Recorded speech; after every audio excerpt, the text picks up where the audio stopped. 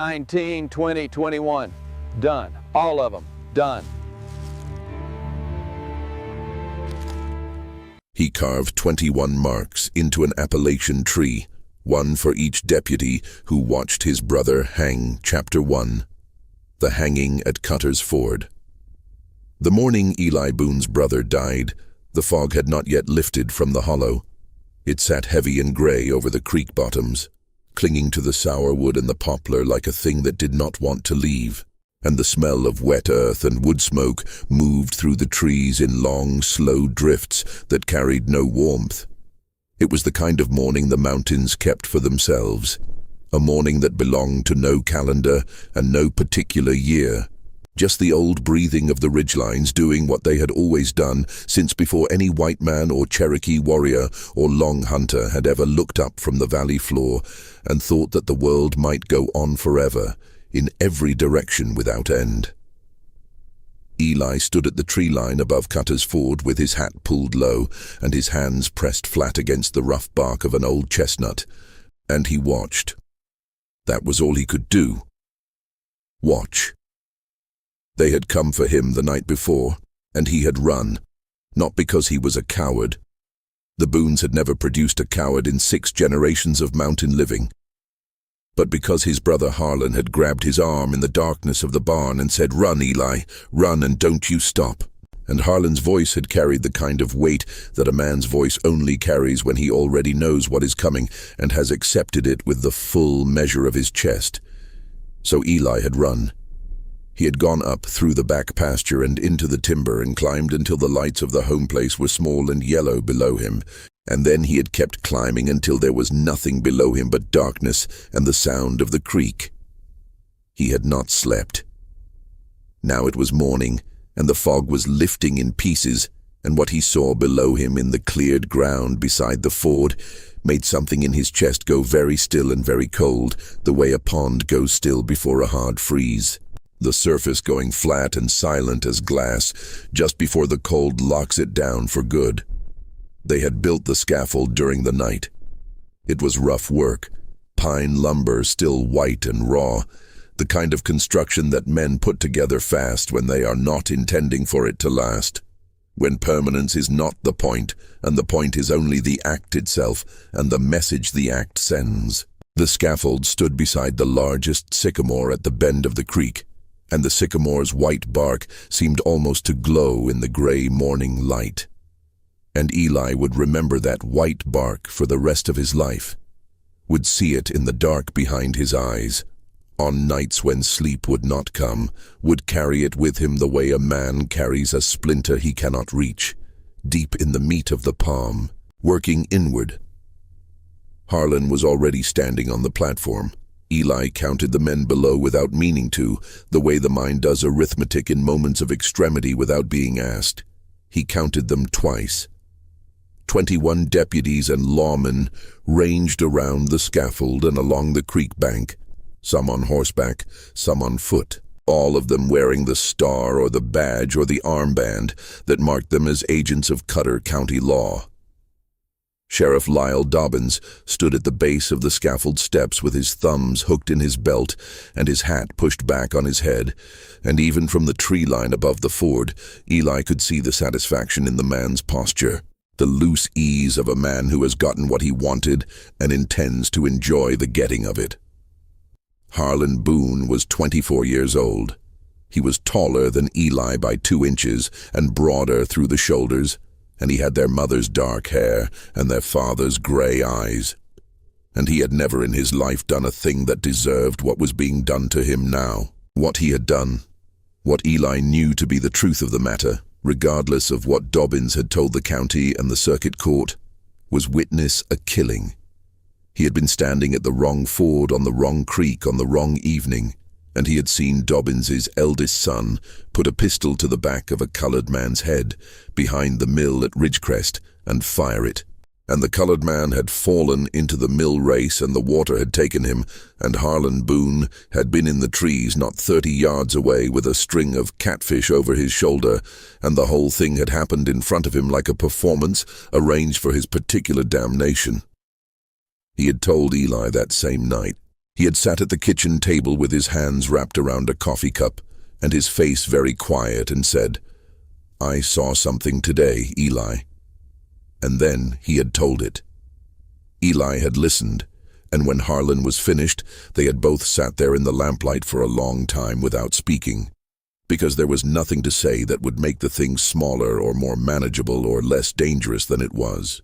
3 days later, Lyle Dobbins rode up to the home place with 8 men and a warrant.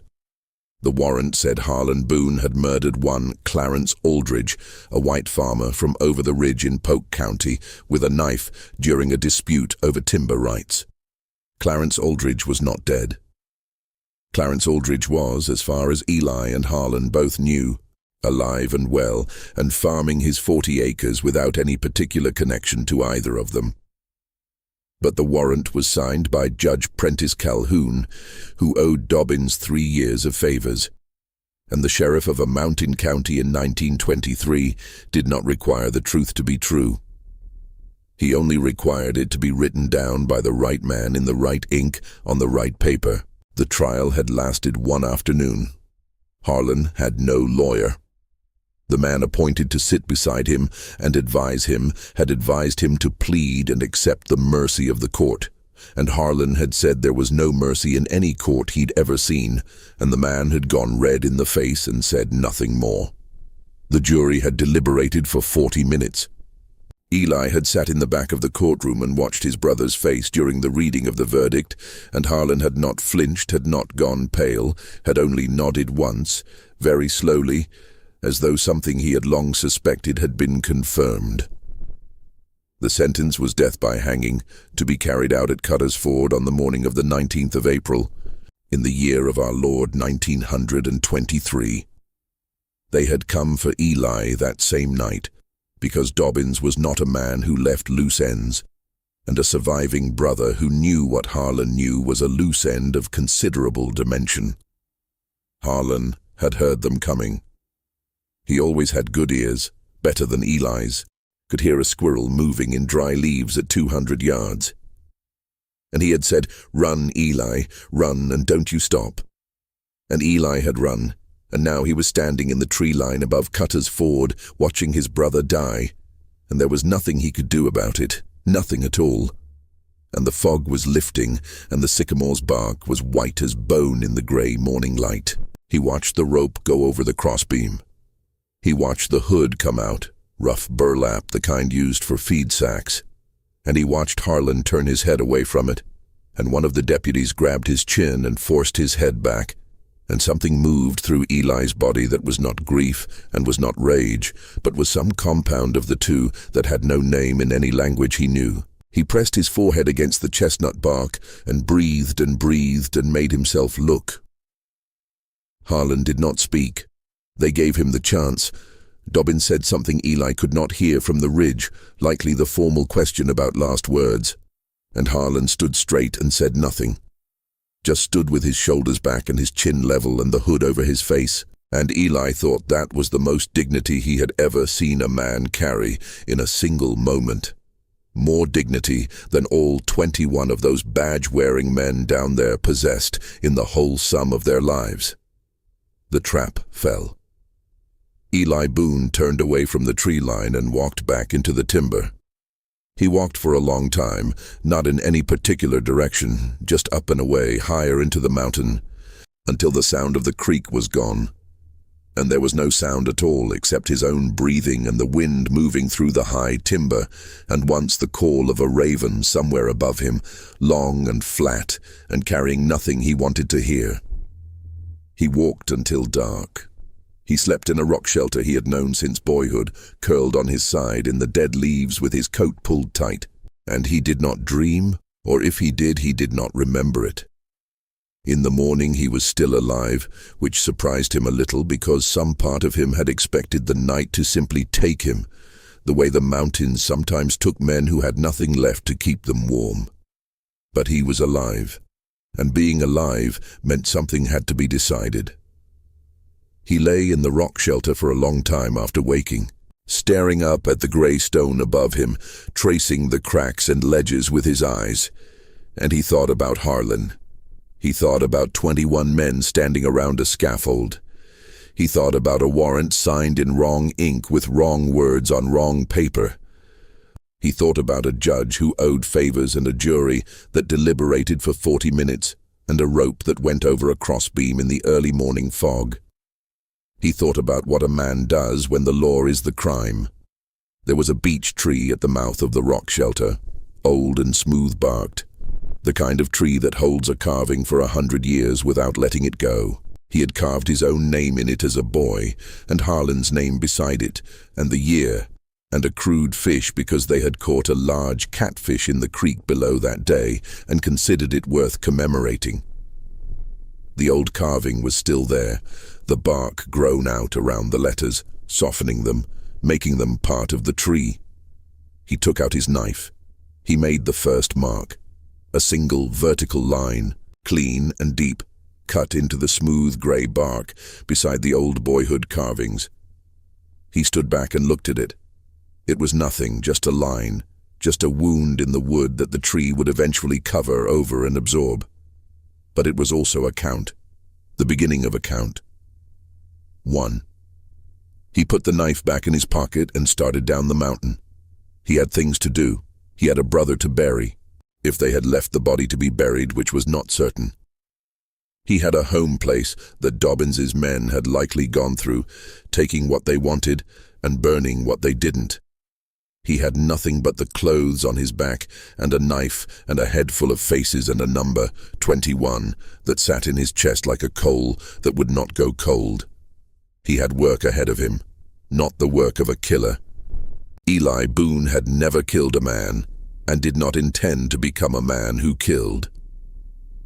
But he had watched 21 sworn officers of Cutter County stand around a scaffold and let an innocent man hang, and some of them had been there because Dobbins ordered them there, and some of them had been there because they wanted to be, and all of them had made a choice on that foggy morning at Cutter's Ford, and choices had a weights, and weights had consequences, and Eli intended to be one of those consequences. He came down out of the timber in the late afternoon. The home place was standing, which was more than he had expected. They had been through it. The door was broken off its upper hinge and hung crooked, and the barn was open and the mule was gone. But they had not burned it, which meant Dobbins wanted him alive, or at least wanted the option of him being alive, which meant Eli had some value to the man beyond being dead, and that was information worth having. He found Harlan's body at the cemetery on the hill above the home place, laid out under a sheet on the ground beside the graves of their parents. Someone had brought him here. He didn't know who. The sheet was a good one, clean white cotton, not a feed sack, not burlap, and someone had folded it carefully over the body and tucked the edges under and placed a flat river stone on top to hold it against the wind. He would think about that. About whoever had done that small, decent thing in the face of all the indecency of the day. For a long time. He would never find out who it was. He buried Harlan himself with a spade he found in the smokehouse. It took most of the night. He dug the grave deep, the way their father had always said a grave should be dug, and he lowered his brother into it and stood over it for a while in the darkness. And he said the things a man says when he is alone and his brother is in the ground, and there is no preacher and no congregation and no comfort of any institutional kind. Just the stars coming out above the ridge and the sound of the creek below, and the particular silence of the dead that is different from every other silence in the world. He said, "I'm going to make this right, Harlan." Then he filled in the grave and marked it with a stone from the creek, a good flat limestone slab that he carried up the hill on his back. And he carved Harlan's name and the dates into it with his knife, working by feel in the dark, and the letters were rough, but they would hold. In the morning he packed what he could carry. He took the rifle from behind the chimney where their father had always kept it, and the ammunition in the tin box on the top shelf of the pantry. He took the money their mother had sewn into the hem of the curtain in the front room, $43 and some change, which was more than he'd expected. He took a photograph of Harlan from the mantelpiece, the one taken at the county fair in 1919, Harlan standing straight with his hat in his hand and squinting into the sun, and almost smiling, almost but not quite, which was Harlan's way. He took one long look around the home place. The broken door, the empty barn, the garden going already to weed in the April cold, the graves on the hill, the hollow below, the creek glinting through the bare branches. Then he walked away from it and did not look back, because looking back was a thing that cost more than he could afford right now, and he needed everything he had for what was ahead. Chapter 2. The Ledger of Witnessed Sins. He went first to Garnett. It was the county seat of the next county over, Whitfield County, and it was far enough from Dobbin's reach to be relatively safe and close enough to Cutter County that the names and faces and histories were not entirely unknown. Eli had a cousin there, a woman named Prudy Fansler, who had married a hardware man named George Fansler 12 years ago and had 4 children and a house on the east side of town above the rail yard. He had not seen Prudy in 6 years, not since his mother's funeral. But boons kept their bonds, and he walked the 31 miles to Garnett in a day and a half and knocked on Prudy's back door at dusk on a Tuesday in late April. She opened the door and looked at him for a long moment without speaking. Then she said, "Come inside, Eli. I heard about Harlan."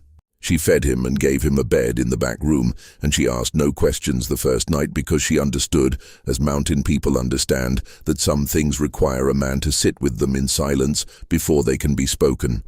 In the morning she made coffee and sat across the table from him while he drank it, and she said, "Tell me what you need." He told her. Not everything. Not the count. Not the marks he intended to make. But the shape of it. He told her about the warrant, and the trial, and the 40 minutes of deliberation. He told her about the scaffold, and the 21 men, and the white bark of the sycamore.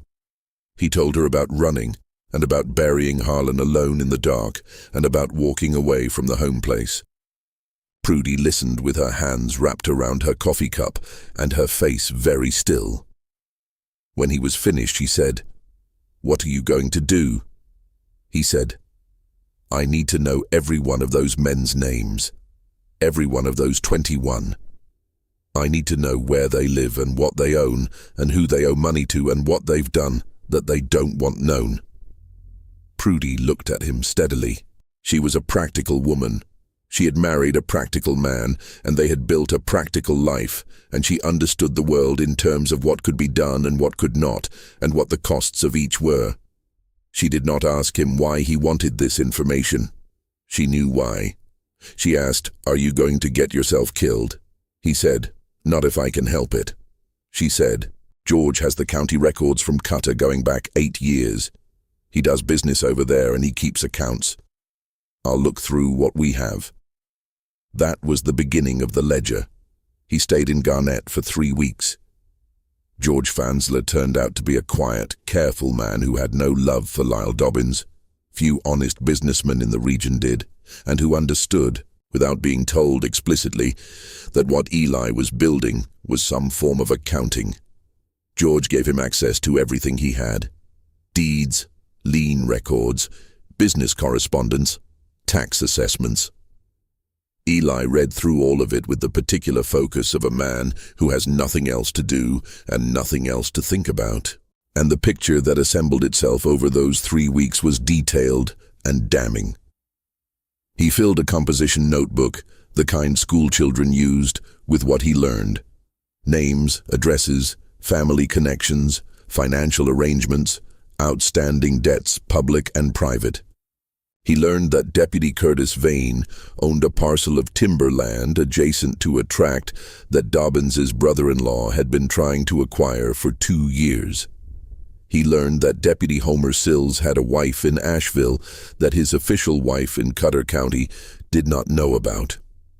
He learned that Justice of the Peace Rudy Emmett, who had been standing at the ford in an official capacity though he was not technically a deputy, had signed 4 property transfers in the last year that bore the signature of men who had not, according to their surviving families, signed anything before they died.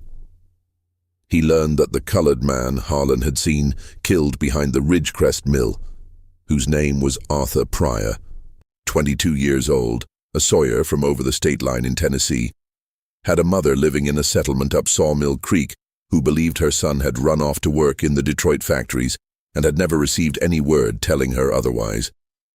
He wrote her name in the notebook in careful letters. Delia Pryor. He did not know yet what he would do with that name, but he wrote it down because it belonged in the ledger of witnessed sins, because every sin has witnesses and the witnesses matter, and because Arthur Pryor's mother deserved to know. There was a newspaper editor in Garnett named Cyrus Webb who published the Whitfield County Courier, a 4-page weekly that covered local politics and farm prices and church news, and occasionally, with a caution that reflected his understanding of what honest reporting could cost a man in these mountains, something harder. Eli had known Webb slightly years before. They had gone to the same one-room school for 2 years before Eli's family moved deeper into the county, and he went to see him on a rainy afternoon in his 3rd week in Garnett. Webb was a small, thin man with ink-stained fingers and a manner of listening that suggested he was simultaneously hearing what you said and composing a response and calculating the risk of the response and deciding whether the risk was worth the principle all at the same time. Eli sat across from him in the newspaper office with the rain coming down outside and laid it out as plainly as he could. Webb listened. He asked several questions, precise ones, the questions of a man who understands evidence. He asked about the warrant and who had signed it and on what basis. He asked about the trial record and whether it was a matter of public filing. He asked about Arthur Pryor. When Eli told him about Arthur Pryor, Webb went very still. He said, "You have a witness to the killing?" Eli said, "I have the testimony of the only man who saw it, and that man is dead." Webb said, "His testimony would have been Harlan's testimony." Eli said, "Yes." Webb looked at the ceiling for a moment. Then he said, "There are men in Raleigh who have been looking at Cutter County for 2 years. A state investigator named Alderman. I have corresponded with him. He is a careful man and a patient one, and he is building something, but he needs things that are hard to get from the outside. He needs names and dates and documents." Eli opened the composition notebook on the desk between them. They talked for 4 hours. Before he left, Eli asked Webb not to print anything yet. He said he needed time to do what he needed to do, and that printing too soon would put Dobbins on alert and close off possibilities. Webb agreed, with the understanding that when the time came, he would print everything, every word, without cutting a single name. Eli shook his hand and went back out into the rain. Over the following weeks he made contact with Alderman through Webb, a careful correspondence conducted through a post office box in a town 20 miles from Garnett. He sent documents, copies of the records George Fansler had given him access to, the lien records, the suspicious property transfers, and he wrote out Harlan's account of what had happened behind the Ridgecrest Mill in as much detail as Harlan had given him that night at the kitchen table. He wrote it in Harlan's voice as best he could, the plain declarative sentences of a man who had no reason to lie and knew the weight of what he was saying and said it anyway. Alderman wrote back once, briefly. He said the material was useful and asked Eli to continue gathering what he could. He said he could offer no protection. He said he understood. Eli understood too. Protection was not what he was after. He had been in Garnett for 6 weeks when the first thing happened. It was not something he arranged. He did not, in fact, arrange anything in the direct sense, because the direct sense was not how he intended to work. What he intended was something older and slower, and in some ways more thorough than direct action. He intended to make each of those 21 men aware, one by one, that their lives and their choices were known, that the reckoning they had presumably expected to avoid was in fact approaching, and that the approach was patient and methodical, and would not be hurried. The first man was Deputy Curtis Vane. Eli had spent 2 days watching Vane's habits from a distance, learning his rhythms, the route he drove in his county truck, The days he went to the timber tract he was so anxious to sell, and the days he went instead to the roadhouse outside of Cutter's Ford, where he drank with 2 other deputies, and occasionally with the man from the county surveyor's office. On a Wednesday morning in late May, Eli walked to the door of the timber office in the county seat and asked for a word with the county timber assessor, and he told the assessor, a mild-faced man named Hollis, who had his own reasons for disliking Dobbins and whom Webb had vouched for, that he had information suggesting certain timber assessment records had been falsified to benefit a parcel adjacent to property owned by an officer of the county. He named the parcel. He named Vane. He left copies of the records. He did not give his name. 3 days later, Curtis Vane was placed on administrative leave pending a county inquiry. It was a small thing. Administrative leave was not justice.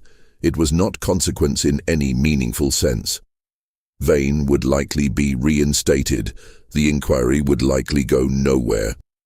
The county had not suddenly become honest, but Vane knew now that someone was paying attention, someone who had documents, and that knowledge had a weight of its own. Eli went back to the beech tree at the mouth of the rock shelter. He carved the second mark.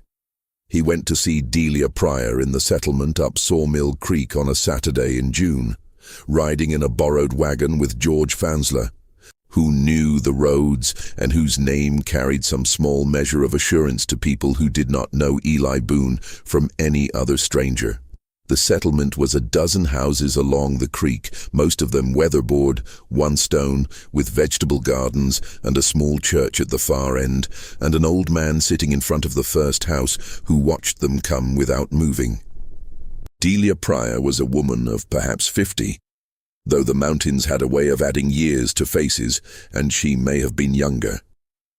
She came to the door in an apron and looked at them with the careful watchfulness of someone who has learned that strangers rarely bring good news and has arranged her face accordingly, a face that gives nothing away until it knows what is being given. George stayed with the wagon. Eli went to the door alone. He said, "Mrs. Pryor, I have some news about your son Arthur, and I am sorry to tell you it is not good news, and if you would rather not hear it, I will go away and not trouble you." She looked at him for a long moment. Then she opened the door wider and said, "Come in." He sat at her table and told her. He told her the truth of it plainly, without softening it into something it was not, because she was a woman who deserved the truth and not a story shaped to be easier to swallow. He told her what Harlan had seen and what Harlan had told him, and what had happened to Harlan as a result. He told her the name of the man who had fired the shot. He told her about the mill race. She sat across from him with her hands in her lap and her face very still, and when he was finished, she was quiet for a long time. Then she said, "I knew. I told myself the Detroit story because there was nothing else to tell myself, but I knew." She asked him what he intended to do. He told her about aldermen in Raleigh. He told her that there was a state investigator who was building a case, and that her testimony, her account of her son, his habits, his movements, the last time she had heard from him, would be important. He told her it would not be easy, and it would not be safe, and he could not promise her anything except that he would not ask her to do it alone. She said, "I will do it." He wrote her name in the notebook again, this time with a star beside it. The summer of 1923 moved slowly through the mountains. Eli moved with it, never staying in one place long enough to become predictable, carrying his notebook and his rifle and the $43 that had stretched further than he had expected because he ate little and slept rough more often than not, and the mountains provided for a man who knew how to ask them. He went back to the beech tree every few weeks. The marks accumulated. 3. The marks were not one for each man he had confronted or exposed or set some machinery of consequence in motion against. They were not a count of victories. They were a count of something harder to name. Each mark cut into the beech bark was Eli's acknowledgement that he had not forgotten, that he had been present, that he had continued on. that Harlan's death was not going to be absorbed into the mountain silence and smoothed over and forgotten the way most things were forgotten, in places where the powerful had decided what the record would say. Each mark was a witness. 4. 5. By July, he had made contact, through intermediaries, with 3 of the 21. Not contact in the confrontational sense. He was not ready for that. And he was not sure it would ever be the right approach. But contact, in the sense of letting each man know, through a word left with someone they trusted, through a document that arrived without explanation, through a small and specific demonstration that their lives were legible to someone they could not identify, that they had been seen, that the morning at Cutter's Ford had not disappeared into the fog with the fog. 2 of the 3 responded with the behavior of men who had something to hide and knew it was hiding inadequately.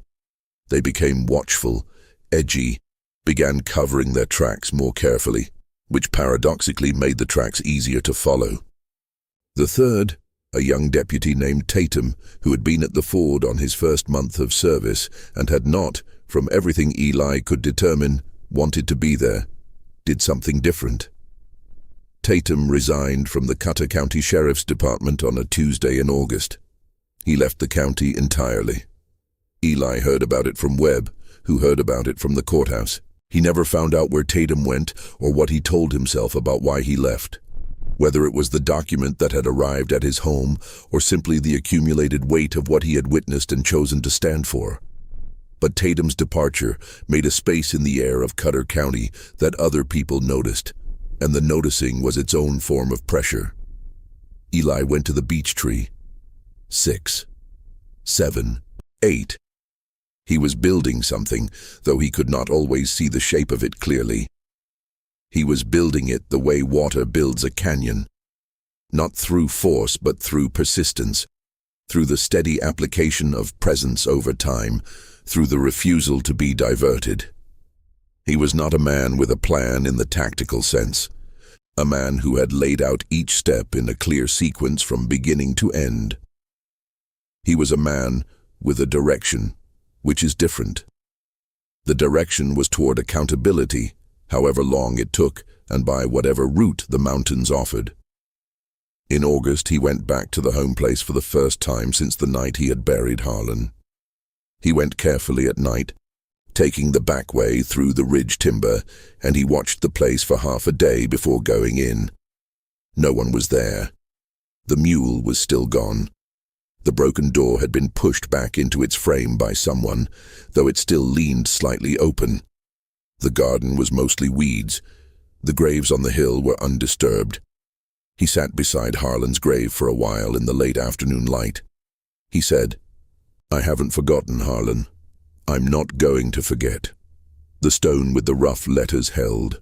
The chestnut tree at the field's edge was already turning in the August heat, the leaves going bronze at their edges. A hawk moved in wide circles over the ridge. He stayed one night and left before dawn. Chapter 3. The Weight of Names. The state investigator named Alderman came to Whitfield County in September, driving a plain black Ford that he parked behind the courthouse, and walking to Webb's office through the back alley with his coat collar up and his hat brimmed down, which was the posture of a man who was cautious by training and increasingly serious about the matter he was investigating. Eli met him in Webb's office on a rainy Thursday afternoon, the 4 of them, Eli, Webb, Alderman, and a young lawyer named Sessoms, who had come from Raleigh with Alderman, sitting around Webb's desk with a lantern burning because the afternoon sky had gone the color of a bruise and the rain on the tin roof made a steady, low thunder. Alderman was a broad, grey-haired man with a deliberate way of moving and a manner of speaking that communicated, without any particular emphasis or drama, that he was very serious and had been serious for a long time and intended to remain serious.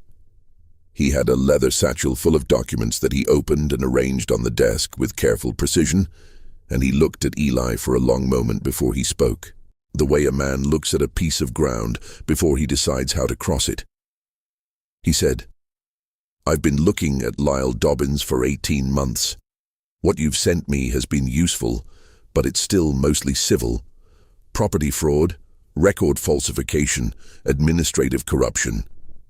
The killing of Arthur Pryor is the center of this, and the center is also the hardest to prove.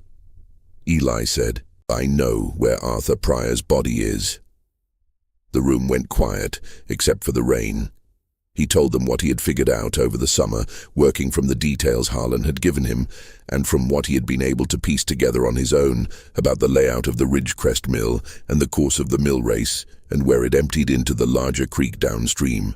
He had not yet gone to look for himself, but he had spoken with an old man who maintained the mill machinery and who had seen, on the morning after Arthur Pryor's death, that the grate at the lower end of the mill race had been removed and then replaced, and who had thought nothing of it at the time because he had no reason to think anything of it, but who remembered it now when Eli asked about it in the careful, indirect way he had learned to ask questions. Alderman looked at Sessoms. Something passed between them.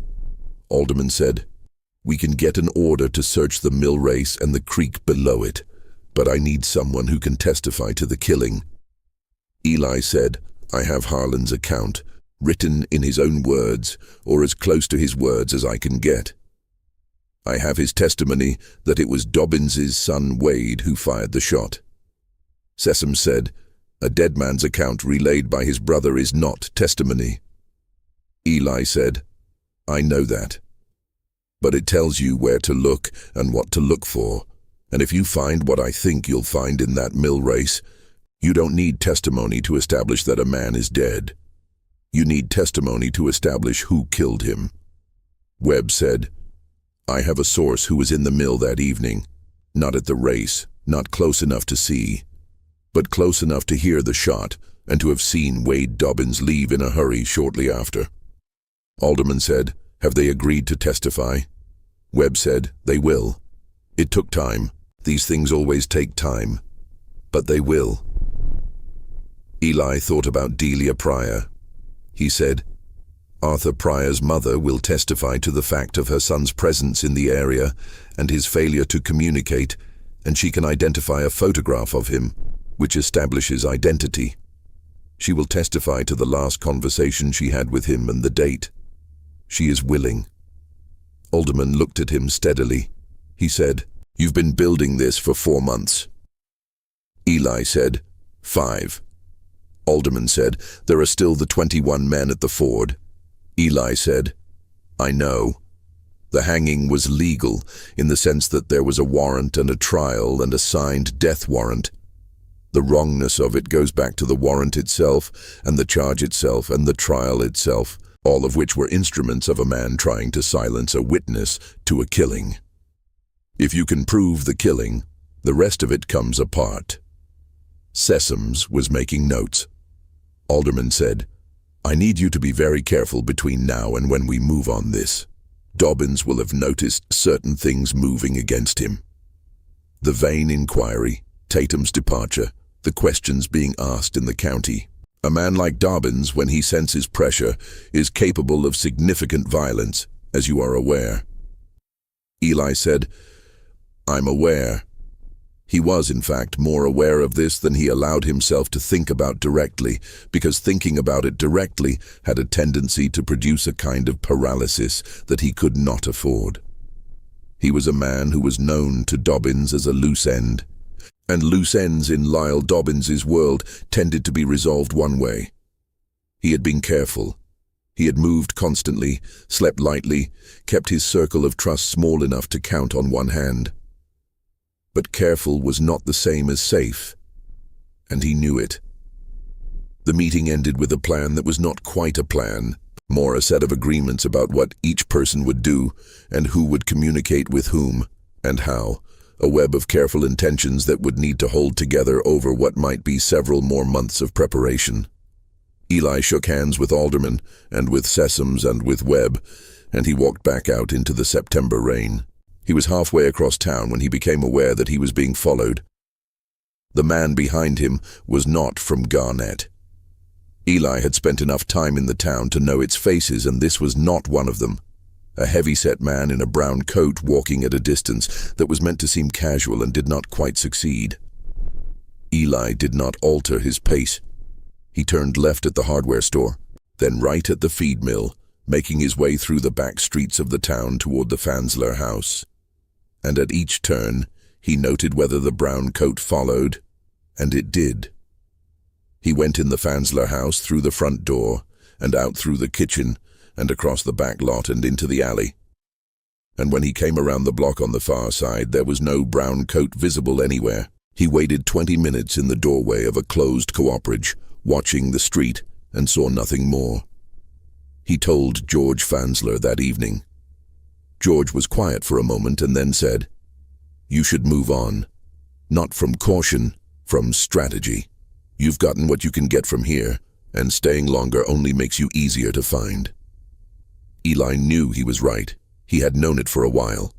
Garnett had been a base of operations and a place of safety, but it had limits, and the limits were becoming visible. He spent his last evening at the Fansler house sitting at the kitchen table with Prudy, who had been his ally and his cousin and something close to the only steady human presence in his life since April. She made coffee, and they drank it, and she asked how he was, meaning it seriously, meaning how are you inside all of this, in the middle of all of this? He said, "I'm all right." She said, "You don't have to keep going, Eli. You've already done more than most men would have done. You've given Alderman what he needs. You could walk away from the rest of it." He said, "I know," she said, "but you won't." He said, "I'll see it through." She nodded. She understood. Because she was a Boone by blood, and Boones saw things through. It was the family's great virtue and its great liability, the thing that produced both its best moments and its worst. The stubbornness that sometimes looked like courage and sometimes looked like folly, and was often both at the same time. She packed him a bag of food for the road. He thanked her and George both, and shook George's hand, and walked out into the September dark. He moved through 3 counties over the following weeks, living rough for the most part, staying occasionally with men he knew or men that men he knew vouched for, building the kind of dispersed network of trust that mountain people have always built as a hedge against the times when the official structures fail them, which in these mountains had been frequently. He carried the notebook everywhere. He added to it when he had something to add. He made contact with 4 more of the 21. The approach was never identical twice. With a former deputy named Goss, who had left the sheriff's department the previous year but had been at the Ford in an unofficial capacity, Eli made his presence known through a mutual acquaintance who passed along, in casual conversation, that a man who had been following the matter of Harlan Boone's execution was interested in speaking with Goss in a friendly and unofficial way. Goss came to the meeting, a roadside store on a back road in the county, with the look of a man who has not slept well and knows why. He sat across from Eli, and Eli looked at him and said nothing for a long moment, and Goss said, "I didn't want to be there. I want you to know that. Dobbins sent word, and if you didn't come, you answered for it, and I wasn't ready to answer for it at the time." Eli said, "What would you answer for it now?" Goss was quiet. Eli said, "There's a state investigator building a case. There are people who will testify. What I'm asking you is whether you were there as a participant or a witness, because those 2 things are different, and the difference is going to matter." Goss said, "I was there. I did nothing to stop it, and I did nothing to help it." "I don't know what that makes me," Eli said. "It makes you a man with a choice still in front of him." 2 weeks later, Goss made contact with Alderman. The others were harder. Some were simply afraid, the rational fear of men who understood that cooperating with a state investigation into their own department was a way of choosing which set of consequences to face, and they were not yet sure which set was worse. Some were genuinely guilty, had been at the Ford because they believed in what was being done there, believed that a man who made trouble for the Dobbins family deserved a scaffold and a rope and a feed sack over his face, and these men Eli did not try to persuade. He simply noted them. He wrote down what he knew about them and sent it to Alderman and moved on. because the righteous anger he felt toward them was not useful as a guide to action, and he had learned over these months that righteous anger, when followed directly, tended to lead a man somewhere he could not back out of. There was one man he could not locate. His name was Asa Crowder, and he had been the most senior deputy present at Cutter's Ford, the man who had placed the hood over Harlan's face when Harlan turned away from it. Eli had seen this from the tree line above the ford, had fixed the image in his memory with a clarity that no amount of subsequent experience had softened. Crowder was not at his last known address. He was not in the county directories. 3 people who should have known of him: a cousin, a former colleague, a man who had sold him a horse the previous year, either did not know where he was or declined to say. Eli spent 3 weeks looking for Crowder without finding him.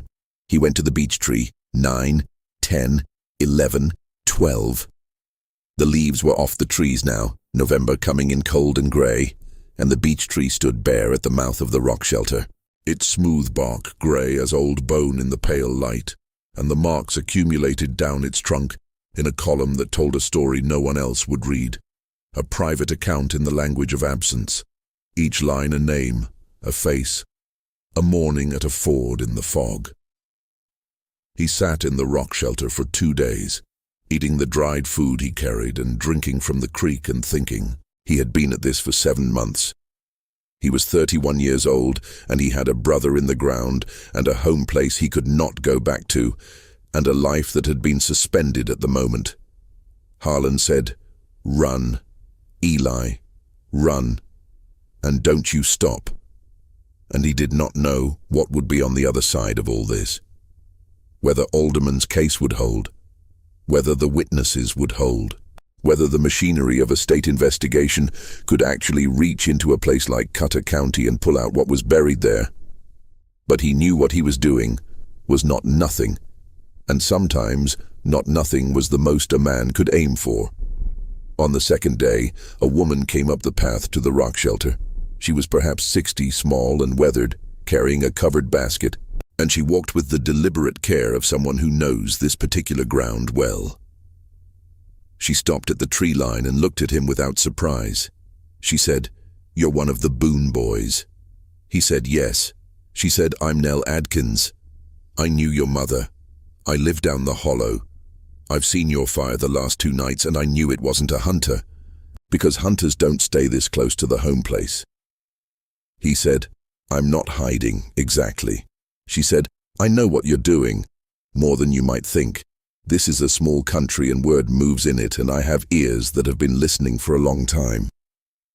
She set the basket down and sat on a rock at the shelter's mouth. She had, he would discover, the specific quality of patience that very old women in the mountains sometimes develop. A patience that comes not from resignation, but from having seen many things not work out the way they should have, and having decided to keep going anyway. She said, "I was at the ford that morning." He looked at her. She said, "Not with them. I was on the far bank, in the willows. I go there some mornings to fish. I was there before they were there, before the scaffold was there, and when they came I stayed hidden because I am an old woman, and an old woman in the willows is invisible to men who are doing what they were doing." They were not looking for witnesses. They were very certain there were no witnesses. She reached into her basket and produced, wrapped in a cloth, a small brown notebook. Not a composition notebook, but a personal journal, the kind a methodical person keeps out of long habit. She said, "I wrote down what I saw. I wrote it that same morning, sitting in my kitchen while it was still fresh. I wrote down every name I recognized, and I recognized most of them, because I have lived in this county my whole life, and I know these men. I wrote down what was said, what I could hear from the bank, and the sequence of it, and the time as best I could tell, and what the weather was, and what the light was." She held the notebook out to him.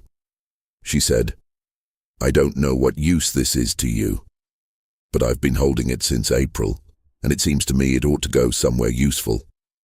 He took the notebook. He held it for a moment without opening it. He said, "Mrs. Adkins, Would you be willing to speak with a state investigator? She said, I am 81 years old. I have no husband. My children are in Ohio, and Lyle Dobbins cannot do anything to me that age and time are not already doing. Yes, I will speak with your investigator.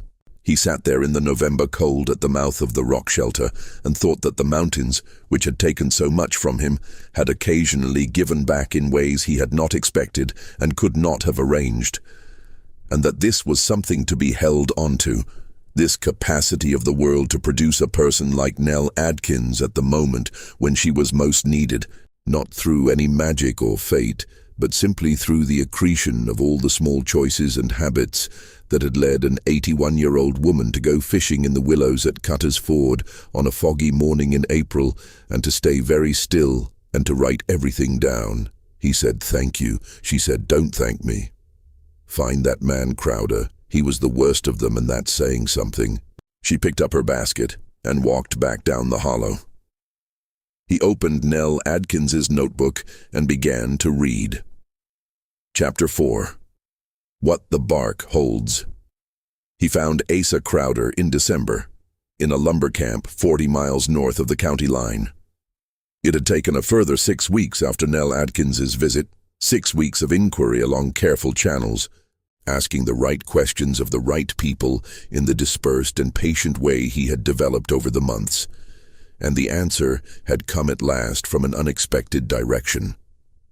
A man in the camp payroll office who owed a debt to a man who knew Webb, a chain of obligation that reached across the mountains and deposited, eventually, a name on a piece of paper. Cutter Lumber, Camp Number 4, north of Avery County, with a notation that the individual in question was working under the name Asa Crow, not Crowder, and had been there since September. Eli rode the distance in 3 days, arriving at the camp on a cold gray afternoon in mid-December, the mountains around him in their deep winter emptiness, the hardwoods stripped bare and the sky the color of iron. The camp was a cluster of rough buildings beside a logging road, with the smell of cut pine and wood smoke and mule sweat thick in the cold air, and a dozen men moving between the buildings with the specific purposefulness of men who are cold and have work to do and intend to be indoors before dark. He found Crowder at the equipment shed, sharpening a cross-cut saw with a file. Crowder was a large man, bigger than Eli remembered from the distance of the tree line, with a heavy face and hands that knew hard work. He looked up when Eli came into the shed, and his face went through several things in quick succession. Recognition, calculation, a measuring of distances and options, before settling into something flat and watchful. Eli said, "You know who I am." Crowder said, "I know who you are." Eli closed the shed door. He did not reach for anything. He stood in the center of the dirt floor with his hands at his sides and looked at the man who had put a feed sack over his brother's face when his brother turned away from it. He said, "I'm not here to hurt you. I want you to understand that clearly, because I know what you're thinking and I want it off the table. I'm not here for that." Crowder put the file down. He said, "What are you here for then?" Eli said, "I'm here for the same thing I've been doing for 8 months. I'm here to tell you that you were seen and you are known and the accounting is coming, and I'm here to offer you a choice about how you meet it." Crowder said nothing. Eli said, "A state investigator named Alderman is preparing a case that will reach into Cutter County inside of the next 6 months. It will reach Dobbins, and it will reach his son Wade for the killing of Arthur Pryor at Ridgecrest Mill. And it will reach everyone who stood at Cutter's Ford that morning and participated in using the machinery of county law to silence a witness. Some of those men have already made different choices than you might expect. Some of them will testify." A woman named Nell Adkins wrote down every name she saw from the riverbank, and she was in the willows and she was invisible, and her notebook is with Alderman now. Something moved in Crowder's face. Eli said, "Dobbins ordered the hanging and Dobbins will be the center of it. And the men who were there as participants are in a different position than the men who were there under orders they didn't want and have since decided they can't live with." I don't know which of those you are, but I'm telling you the situation so that you can decide." Crowder was quiet for a long time. The cold was coming through the boards of the shed, and the single lantern cast a yellow light over the saws and the axes and the coils of rope, and the two of them standing in the middle of it. Crowder said, "I was following orders." Eli said, "I know." Crowder said, "That doesn't make it right." Eli said, "No, it doesn't." Crowder said, "What happens if I talk to this alderman?" Eli said, "I don't know exactly. I can't promise you anything about outcome. I can tell you that Alderman is a serious man, and he is building something careful, and he understands the difference between a man who gave an order and a man who carried one out. What I can tell you is that if you don't talk to him, the notebook still exists, and the witnesses still exist, and whatever happens, happens without your account being part of it." Crowder looked at the shed floor. He said, "Dobbins will know." Eli said, "Dobbins is going to have bigger problems than you in the near future." Another long silence. Crowder picked up the file and set it down again, a gesture that had no function except to give his hands something to do. He said, "All right." Eli wrote down the post office box and the procedure for making contact with Alderman's office. He tore the page from the notebook and held it out, and Crowder took it. Eli said, "One more thing." He reached into his coat and produced the photograph of Harlan, the one from the county fair. Harlan with his hat in his hand, squinting into the sun, almost smiling. He held it out. He said, "His name was Harlan Boone. He was 24 years old. He had never done a thing to Lyle Dobbins or any man connected to Lyle Dobbins. He saw something he wasn't supposed to see, and he could not unknow it. And that is the whole of why he died." Crowder looked at the photograph. Eli put it back in his pocket. He said, "I want you to remember that face." He left the equipment shed and walked out into the cold December air and kept walking. The winter was long that year, the way Appalachian winters are long, not dramatic, not the kind of winter that makes stories, but a slow, gray, grinding cold that settles into the valleys and does not lift for months and turns everything to the same color of nothing. The bare trees and the frozen creek and the sky all the same, flat iron gray, day after day, the light coming in low and thin and going early. Eli moved through it as he had moved through the whole year, by foot mostly, occasionally by horse when a man would lend one, sleeping in barns and rock shelters, and occasionally in the back room of someone's house when the night was cold enough to make the barn genuinely dangerous. He had little contact with Alderman's office through the winter. He had given them what he had. He had delivered the witnesses he could deliver. The rest of it was in other hands, moving at the pace of legal machinery, which was a pace that had nothing to do with the pace of grief or cold or the feel of bark under a knife blade. He went to the beech tree several times through the winter. He added marks when they felt necessary, not on any schedule, not according to any rule, but when something happened that warranted marking, some contact made or testimony given or piece of the account locked into place. 13, 14, 15. He thought often about what the marks meant now that they were accumulating and the tree was carrying them. They were not, he had decided long ago, a countdown. He had not come into this with the idea that he would work through all 21 names and arrive at some completion, some terminal point where the accounting would close. Life did not work that way. Reckoning did not work that way.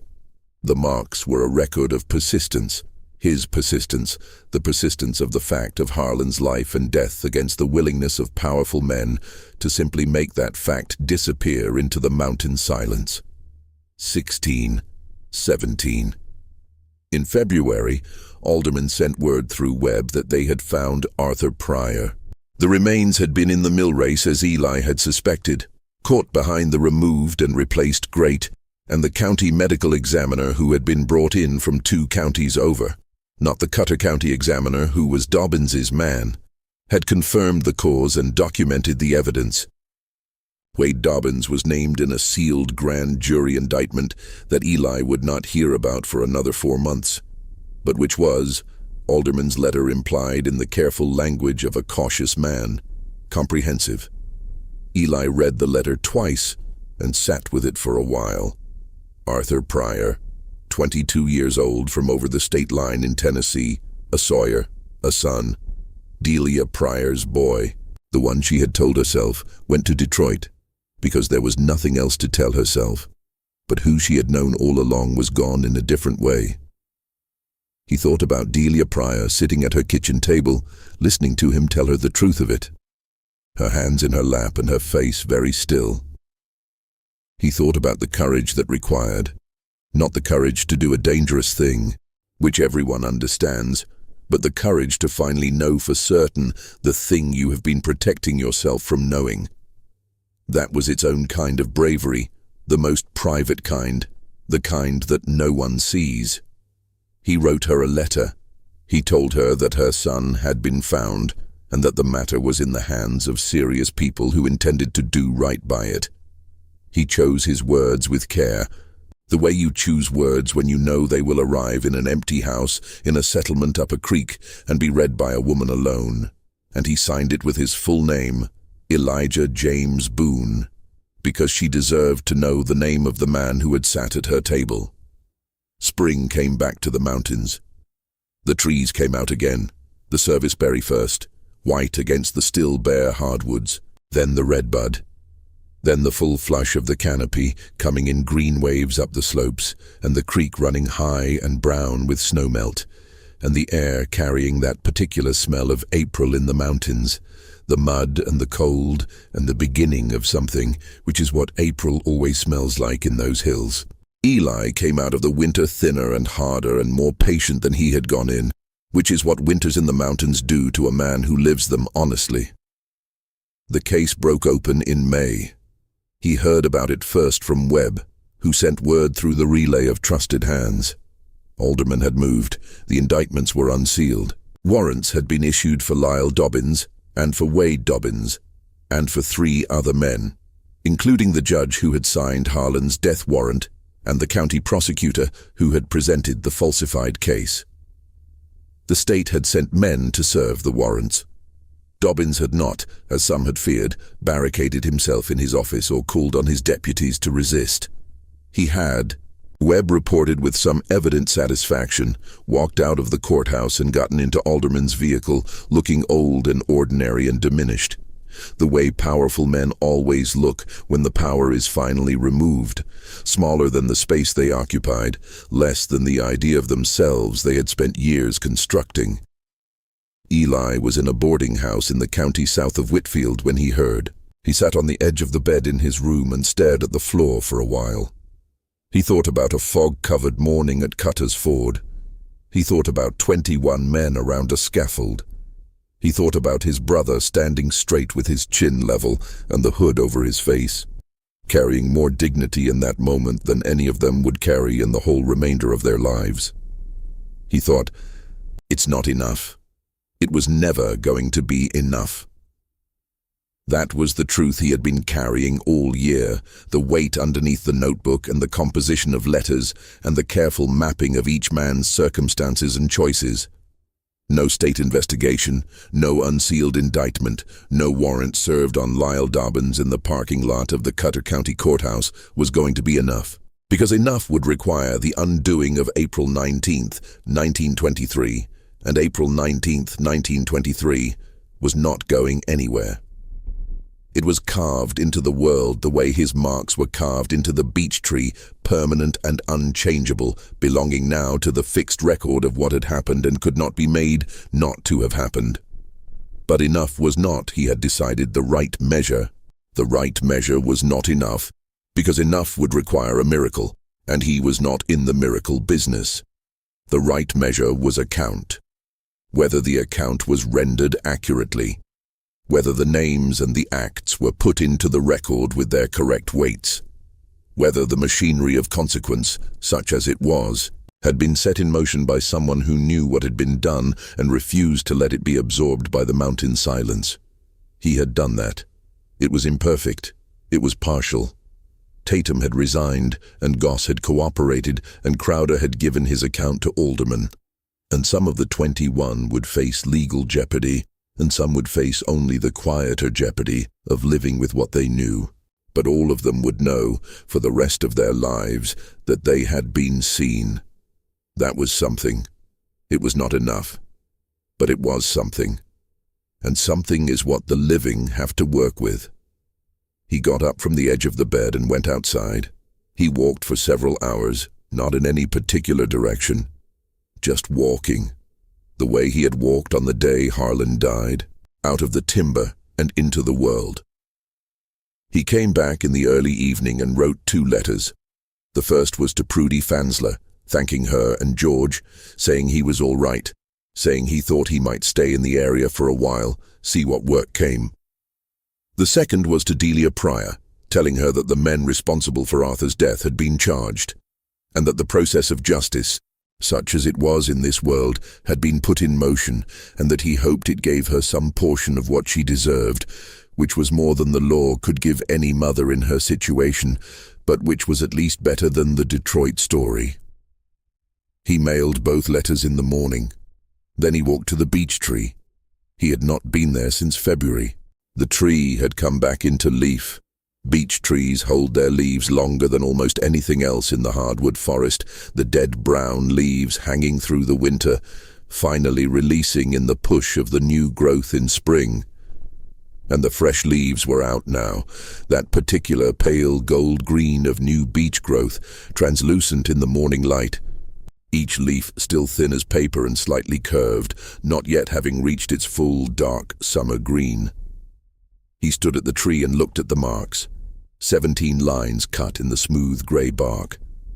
The bark had already begun, in the way of trees, to slowly incorporate the cuts, the edges rounding slightly, the cambium asserting itself around each wound. In 50 years the marks would be largely gone, swallowed into the tree's long indifferent record of its own growth. In 100 years there would be nothing.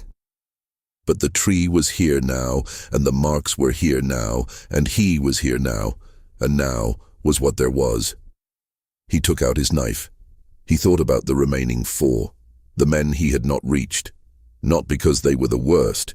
2 of them were probably among the more peripheral figures, young men who had been there because Dobbins sent for them, and who had since scattered to different lives in different places. But because the mountains are large, and men can disappear into them, and some things remain incomplete, because incompleteness is the nature of human effort against human cruelty, which is always more resourceful at hiding than justice is at finding. He thought about Harlan. He thought about the weight of a brother in the ground, which is a specific weight unlike any other. Not the weight of grief alone or of love alone, but of the particular compound of the two that comes from having been young together in the same hollow, from having known the same creek and the same ridge and the same morning light on the same chestnut tree at the edge of the same field, from having been in the world together long enough that the world has a shape that includes both of you, and the shape is wrong when one of you is gone. He stood at the tree for a long time, then he folded the knife and put it back in his pocket without cutting. He stood there in the April light under the new beech leaves, and he thought about what the marks were, what they had been all along. And he thought that maybe the 17 was enough. Not enough in the sense of sufficient, not enough in the sense of justice achieved, but enough in the sense that the tree already held what it needed to hold. The Count was not going to reach 21. He had known that for a while. Had known it in the way you know things before you're willing to say them. And he was willing to say it now. The 4 remaining were out in the world with whatever they carried. They were not his to mark. The account was not his to complete, because accounts are never complete, because the living do not get completion, only the dead get that. He put his hand flat against the bark of the beech tree, the way he had put his hand against the bark of the chestnut above Cutter's Ford on the morning his brother died. And he stood there with the April light coming through the new leaves and the creek running below, and the ridge behind him and the whole long machinery of the mountains, doing what they had always done, indifferent and permanent and continuing. He said, "I did what I could. Harlan. The creek ran. A woodpecker worked somewhere up the slope, the sound carrying sharp and clear in the still morning. He took his hand off the tree and started down the path. He had things to do. Not the things of the last year, not the notebook and the careful approach and the messages through intermediaries and the marks in the bark. Those things were done. What he had ahead was different. He didn't know yet what it looked like, the ordinary life on the other side of all this, whether it resembled the life he'd had before April 19th, 1923, or whether it was something new, something he was going to have to learn from the beginning, the way a man learns a new country, by simply walking in it and making note of what is there. But he was 32 years old, and it was spring in the mountains, and he had done what a man can do when the law is the crime, and the courts are the instrument, and the only accounting available is the one you make yourself with a composition notebook and a knife, and the long patience of someone who has nothing left to lose, and therefore nothing left to fear. He came down out of the timber in the late morning. The valley opened below him, the creek and the road and the small cluster of buildings that was the nearest town. Smoke coming from chimneys, a wagon moving along the road, a man standing at a fence post watching something in the far field. The ordinary world, still here. He went down into it. The beech tree stood behind him at the mouth of the rock shelter, with 17 marks in its bark, and the new leaves shining in the April light, and the creek ran below it, and the mountain rose above it, and the season turned, as it always does, without asking anyone's permission, carrying everything with it, the grief and the reckoning and the name of a young man whose shoulders had been back and whose chin had been level, and who had stood in the fog at Cutter's Ford and refused at the last moment of his life to give them anything more than they had already taken. The bark held the marks held the name. The name was Harlan Boone, and the mountains, which forget nothing, which carry in their stone and soil and timber the accumulated weight of everything that has ever happened in them, every act of cruelty and every act of witness and every small stubborn refusal to let a wrong be swallowed by silence. The mountains held him too. End.